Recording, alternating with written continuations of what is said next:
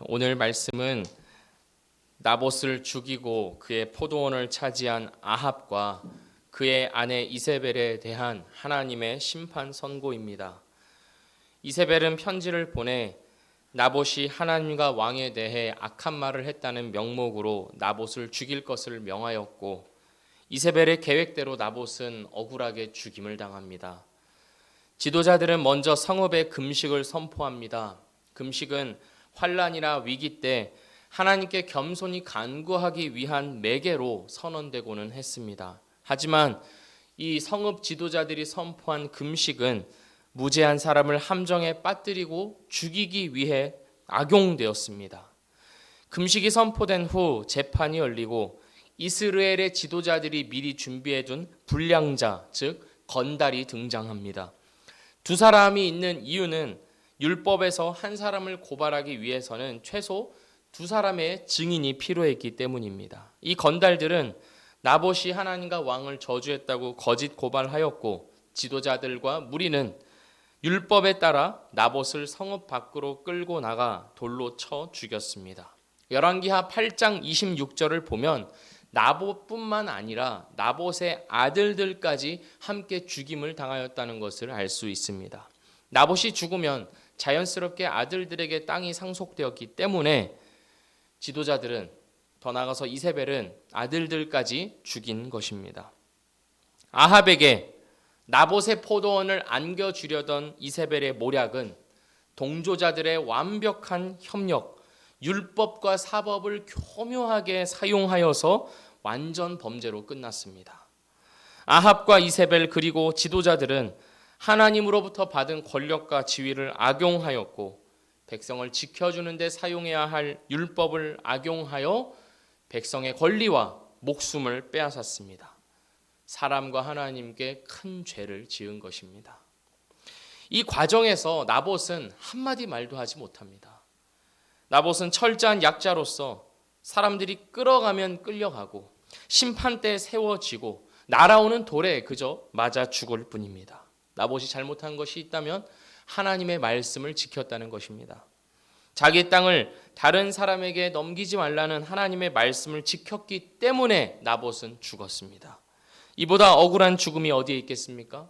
나봇은 철저한 약자이자 비참한 피해자입니다. 아무도 나봇을 지켜주지 않고 대변해주지 않습니다. 이스라엘 사회가 그만큼 율법과 도덕과 양심에 있어서 무뎌져 있으며 폭력적이었음을 보여주는 것입니다.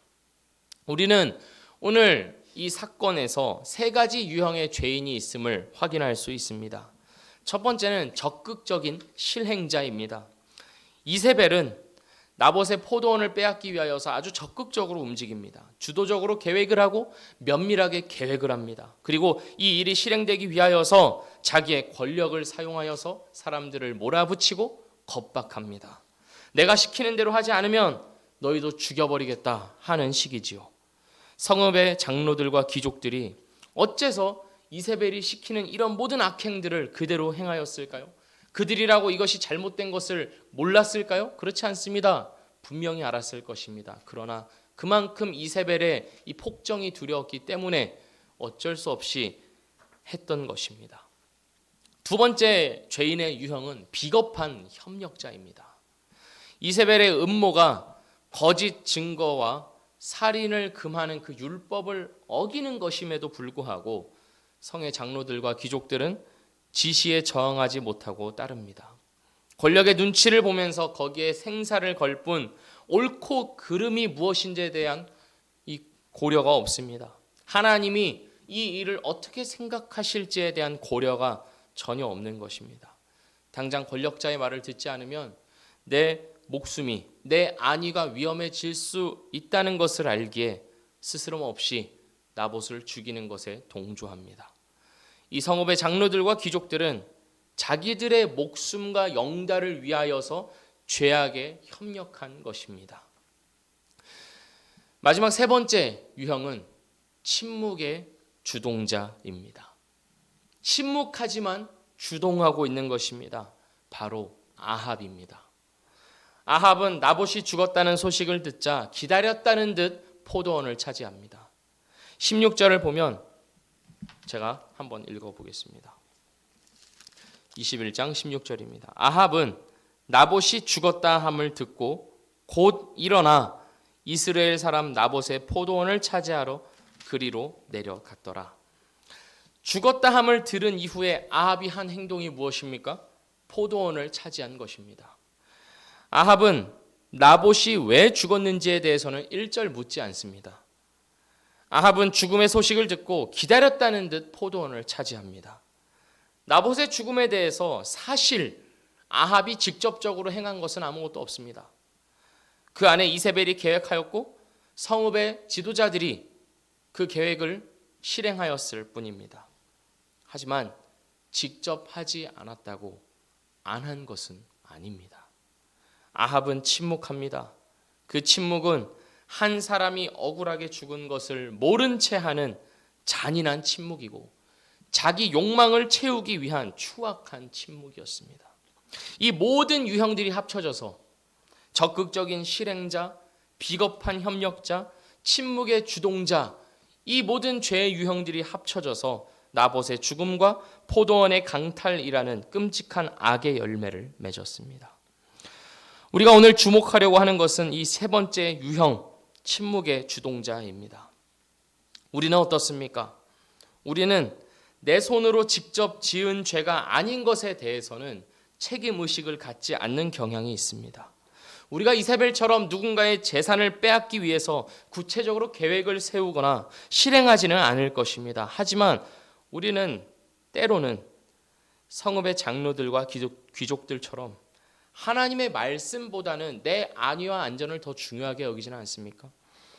우리를 지키시고 보호하시고 살게 하시고 책임지시는 이가 하나님임을 알면서도 입으로 고백하면서도 정작 우리의 삶에서 그 하나님을 중심에 모시지 못하고 내 생각과 내 마음에 함몰되어서 걱정과 염려로 가득한 삶을 살고 있지는 않습니까?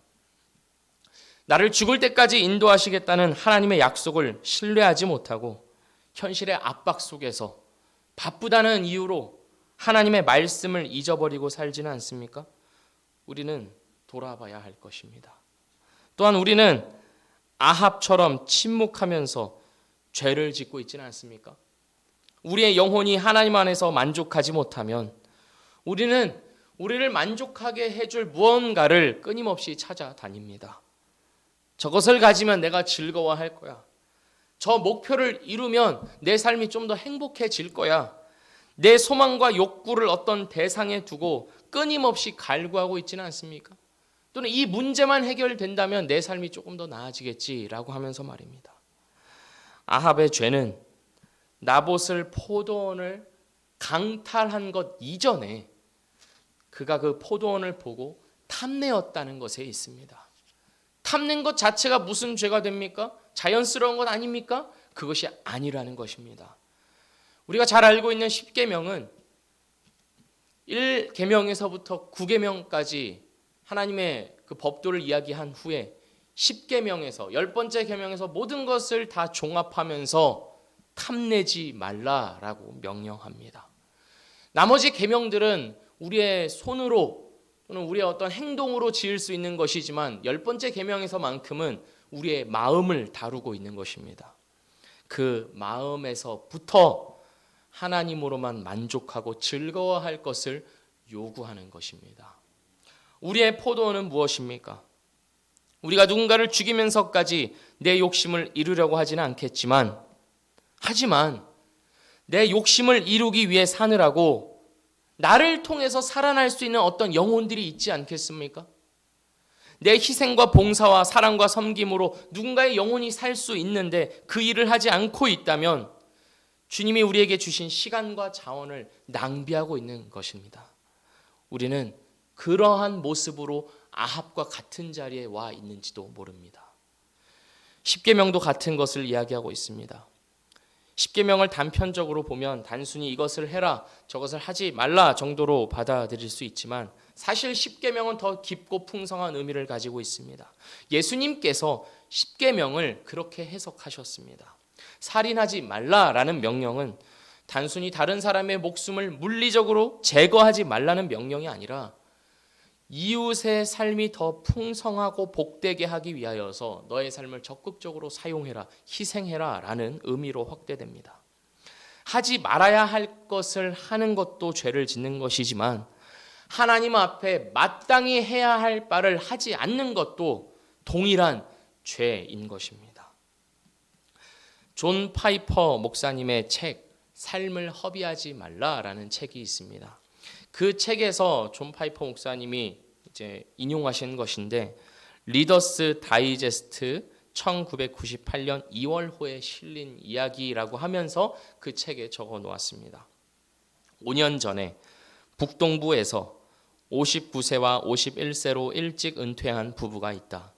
이들은 지금 플로리다의 펀타고다에서 살며 9m짜리 트롤선을 타고 다니며 조개 껍질을 모은다. 존 파이퍼 목사님은 리더스 다이제스트에 등장한 이 사람들의 삶을 설명하면서 이들이 큰 심판날에 그리스도 앞에 선 모습이 어떠할 것이겠냐고 묻습니다. 주님, 제가 모은 조개 껍질 좀 보실래요? 라고 말할 수는 없는 노릇 아니냐고 그렇게 책에서 우리를 설득합니다. 이것이 비극이라고 이야기합니다. 그리고 오늘날 사람들은 이러한 비극을 꿈꾸라고 천문학적인 돈을 쓰면서 살아가라고 한다고 그 책에서 인용하였습니다. 우리의 모습이 이와 같지는 않습니까? 우리는 어떻게 하면 이 삶을 더 안정적이고 즐겁고 행복하게 살까만 고민하지 않습니까? 한 번뿐이고 하나님이 주신 이 귀한 삶이 끝났을 때 우리는 창조자에게 하나님에게 우리의 삶을 설명해야 할 것입니다. 그때 우리가 하나님, 제가 이 삶을 살면서 조개 껍질을 이만큼 모았습니다. 또는 하나님, 제가 하고 싶은 것을 다 하면서 살았습니다. 내가 그렇게 가꾸고 싶었던 포도원을 이렇게 잘 가꾸었습니다. 한번 보십시오. 라고 말할 수는 없는 것 아니겠습니까? 우리는 구원을 받을 수 있을지는 모르지만 주님께서 우리에게 주신 은혜를 스스로 욕되게 하는 그런 모양새를 갖춰서는 안 될 것입니다. 나의 포도원이 아니라 포도나무 대신 주님께 붙어서 성령의 열매를 풍성하게 맺는 것만이, 우리 자신의 성품과 우리의 삶이 성령의 열매를 맺어가는 것만이 하나님이 기뻐하시는 삶일 것입니다. 오늘 말씀 마지막을 보면 아합은 회개합니다. 정말로 이상하리 많지 아합은 자신의 마음을 돌이켜서 그동안 보여왔던 모습과는 달리 하나님 앞에서 회개하는 모습을 보여줍니다. 그리고 더욱 이상한 것은 그러한 아합을 하나님께서 받아주신다는 것입니다. 그토록 극악무도했던 아합임에도 불구하고 하나님 앞에 돌아와서 스스로 겸비한 모습을 보인 아합을 하나님께서 받아주셨는데, 그런 하나님일진데 우리가 애초에 하나님의 말씀을 즐거이 하며 충실히 따른다면 하나님이 우리를 얼마나 더욱 기뻐하시며 복되게 하시겠습니까? 오늘 이 이야기를 보면서 우리의 모습을 돌아보며 하나님 앞에서 우리는 어떠한 삶을 살고 있는가 돌아보며 회개하며 하나님 앞에 다시 한번 안기는, 그렇게 복되게 만들어져가는 우리의 삶과 성품과 모든 인생이 되기를 주님의 이름으로 축복합니다. 기도하겠습니다. 하나님 아버지, 우리가 하나님 앞에 섰을 때 우리는 무엇을 말해야겠습니까? 하나님 앞에서의 열매들을 가지고 하나님 앞에서 우리의 삶을 이야기하도록 주여 우리를 붙드시고 불쌍히 여겨주시고 인도하여 주시옵소서. 주님, 우리의 마음이 주님께 있지 않았음을 다시 한번 고백하며 회개하오니 우리를 긍휼히 여기사 다시금 우리의 마음을 하나님을 기뻐하고 즐거워하는 하나님의 말씀으로만 사는 참 신자 되도록, 그러한 마음으로 살아가도록 우리를 주장하여 주시옵소서. 예수 그리스도의 이름으로 기도합니다. 아멘.